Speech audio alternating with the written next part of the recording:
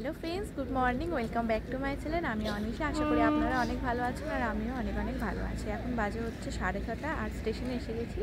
কোথায় আছি সেটা থাম্বনেল দেখেই বুঝে গেছো। তো চলো পুরো ব্লগটা দেখতে থাকো। আমাদের পিকনিকটা ছিল 30শে ডিসেম্বর। অনেকটাই লেট করে ভিডিওটা পোস্ট করতে চলেছি, কারণ এডিট করা সেরকমভাবে একটুও টাইম পাইনি। আর সেই দিন ছিল এতটা গরম যে গায়ে সোয়েটারটাও রাখা যায়নি। ভোরবেলা উঠে স্নান করে বেরিয়েছি, বাট একটুও শীত করেনি, বিশ্বাস করো। আর ওখানে গিয়ে ফিলিং হচ্ছিল কি আমরা গরমকালে পিকনিক করতে এসেছি। তো এখন হচ্ছে এটা হচ্ছে আগ্রা মাছের দোকান। আমরা জানি না সামনে আমি ওখানে গিয়ে ভালো লাগছে।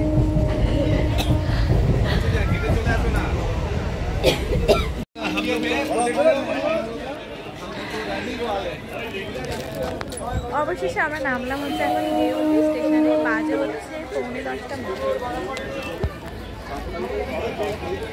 তো আমাদেরকে তোমাদের বললাম আমি জানাবো যে হাওড়া থেকে কোন দিকে উঠলে সুবিধা। অবশ্যই হাওড়া থেকে ট্রেনের সামনে দেখে উঠবে। আমাদের ট্রেনটা দিয়েছিল বোধহয় 3 নম্বর প্ল্যাটফর্ম বা 4 নম্বরে। আমরা ওভারব্রিজ দিয়ে 1 নম্বরে এলাম এবং 1 নম্বর দিয়ে এই যে এখান দিয়ে বেরিয়ে এখন এখানে দাঁড়িয়ে রয়েছি। আর সামনে এই রাস্তাটা গেলে হচ্ছে ওখানে টোটো স্ট্যান্ড রয়েছে। স্টেশন থেকে বেরিয়ে যে রাস্তাটা দেখালাম সেটা দিয়ে রাইট সাইডে এসে প্রায় 5 মিনিট মতো হাঁটতে হবে। তারপর দেখো এই রোডটা পাবে, মানে একটা ব্রিজ পাবে। এই ব্রিজের নিচেই হচ্ছে টোটো স্ট্যান্ড, এখান থেকে টোটো ধরতে হবে। তো অতটা তোমাদের হেঁটে আসতেই হবে। আর একটা দুটো টোটো ওখান থেকে পাওয়া যাচ্ছে হয়তো বা, সেটা আমি জানি না। তো আমরা এতটা হেঁটে এলাম, এবার আমরা ধরবো হচ্ছে টোটো।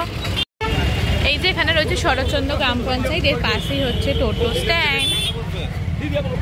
প্রায় 5-7 মিনিট টোটো করে যেতে হবে, বেশ অনেকটাই। এসে এরকম একটা শরৎচন্দ্রের স্ট্যান্ডের কাছে তোমাদের নামিয়ে দেবে। সেখান থেকেও প্রায় 10 মিনিট বলা ভুল, 7 মিনিট মতো হাঁটতে হবে অ্যাকচুয়াল পিকনিক স্পটে যাওয়ার জন্য।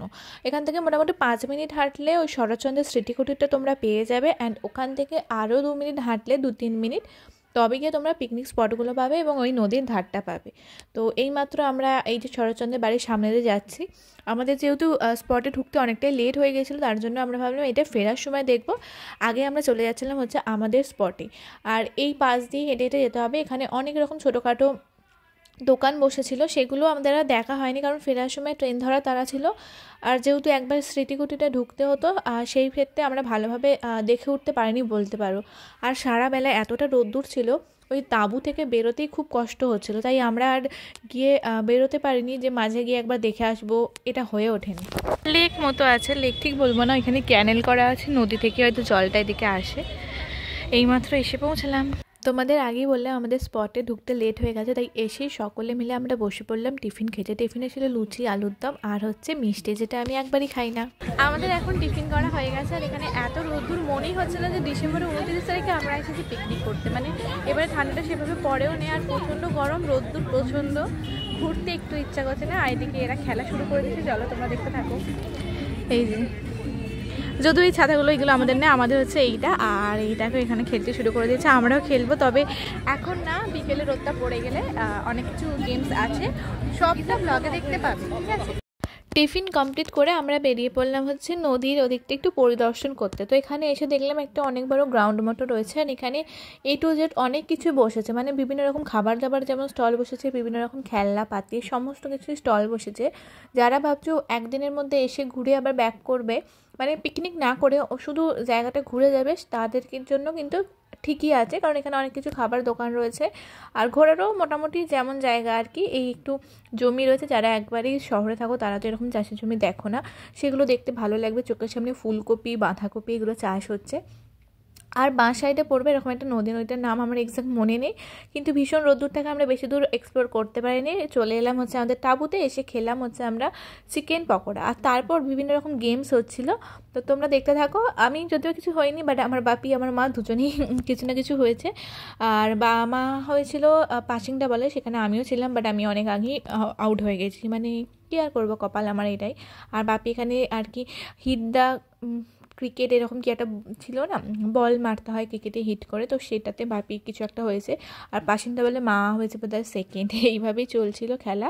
আর আমি বসে বসে একটু ভিডিও করছিলাম। অফ সাইড থেকে হয়ে গেছে, দেখো লোকের পিছন দিয়ে ভিডিও করতে হচ্ছে, কারণ উঠে দাঁড়িয়ে ভিডিও করলে আমি আর বসার জায়গাটা পেতাম না। আর যে পরিমাণে রোদ্দুর, যে পরিমাণে গরম হচ্ছিল, তাই আমার বসার জায়গাটা পাওয়াটা খুবই দরকার ছিল। তো চলো তোমরা ভিডিওটা দেখতে থাকো।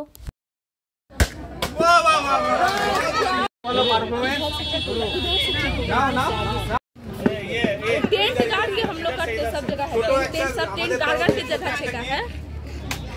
हाँ हाँ पहुँच गया। अभी चिकन पकौड़ा कॉफी हो गया।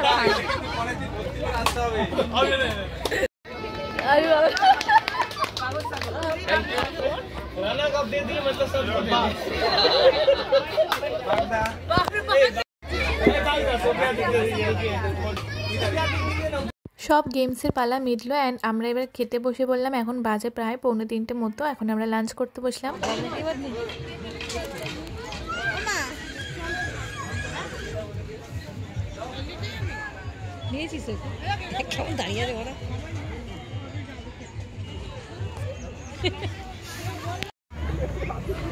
দেখো আমাদের প্যান্ডেল খোলা হয়ে গেছে আর এদিকে আমরা এখন যাব হচ্ছে বাড়ির উদ্দেশ্যে। তো চলো, সবাই প্রায় সব কিছু গুছিয়ে ফেলেছে, এবার আমরা বেরিয়ে পড়বো। সকালবেলা প্রচণ্ড রোদ্দুর ছিল আর এখন এই দেখো সূর্যটা অস্ত গেছে, তাই জন্য একটু স্বস্তি পাওয়া যাচ্ছে। বাট সোয়েটার একটুও গায়ে দেওয়া যাচ্ছে না, দেখো সোয়েটার আমার হাতে। যেমনটা বললাম, ফেরার সময় আমরা ঢুকেছিলাম হচ্ছে শরৎচন্দ্র স্মৃতিকুটির, সেখানকার ভিডিও তোমরা তোল উপরে ছবিটা তোল, এই চেয়ারে বসে উনি লিখতেন। শেষ 12 বছর পৈতৃক বেটার জীবনানন্দপুর হুগলি।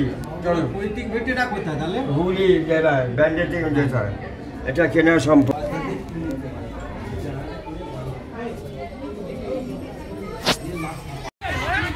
এখন আমরা আবার চলে এলাম স্টেশনে ট্রেন ধরার জন্য। আমাদের ট্রেন রয়েছে 5:17 একটা, আবার 5:35 একটা ট্রেন ধরেছে। তবে আমরা 5:17 আগেই চলে এসেছি, তাই আশা করছি 5:17 মিদনাপুর লোকালটাই পেয়ে যাব। চলো, এখন এবার একটু ঠান্ডা লাগছে, সকাল থেকে সেভাবে ঠান্ডাই লাগে। জানুয়ারি মাসে উইদাউট গরম, এই অভিজ্ঞতা নিয়ে আজকে পিকনিক পর্বটা শেষ করলাম। আজকের ভিডিওটা এইটুকুই, ভালো লাগলে লাইক করে দিও। আজকের জন্য টাটা।